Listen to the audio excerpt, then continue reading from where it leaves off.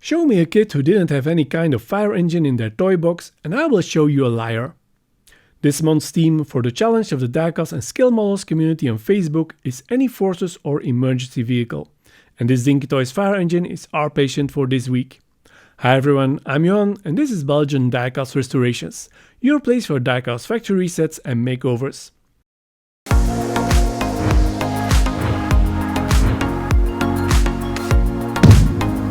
Welcome to Belgian Diecast Restorations.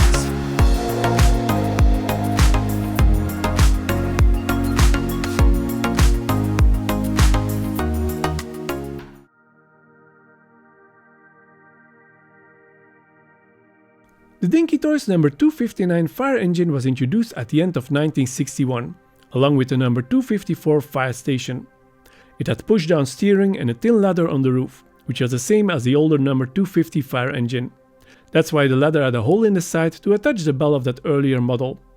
1 year later, the 276 airport fire tender was introduced, which was basically exactly the same casting, but instead of a ladder, the truck had a plastic spray gun and a flashing beacon on the roof. The model was discontinued in 1969. Although it is not stated on the box or the bottom plate, the model is based on a 1957 Dennis Miles fire engine.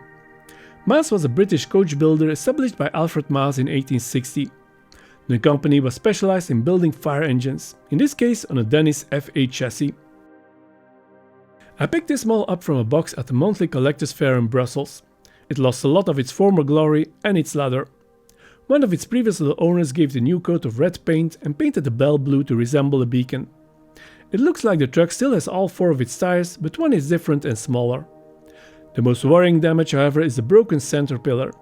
I'll have to try and straighten it first before gluing it in place. And all of this without breaking it off completely.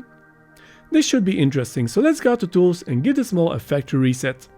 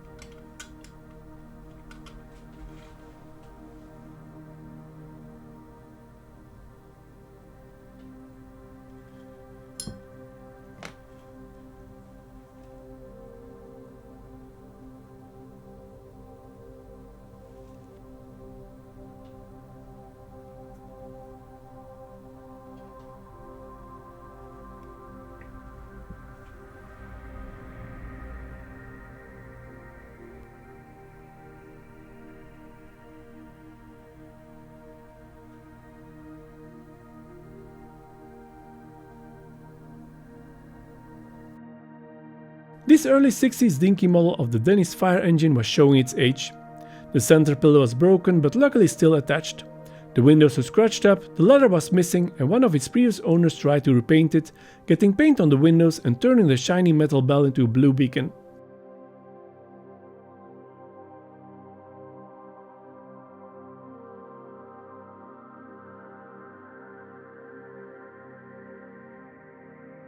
The ruby red is maybe a bit darker than the original color. Nevertheless, it works well with fire engines. I straightened and glued the center pillar, removed the paint from the bell and polished it, and I gave the fire truck its decals and ladder back. I also gave it 4 new tires since one had been replaced with the wrong size. Although I did have a vacuum-formed spare window ready, I wanted to keep the original. It does have some scarring in the corners which I couldn't remove. Nevertheless, I didn't use any glue, so it would be easy to replace this window if needed in the future. If you enjoyed this video, don't forget to like and subscribe, as this helps my videos to climb up in YouTube's algorithm. Thanks for watching and see you again next time.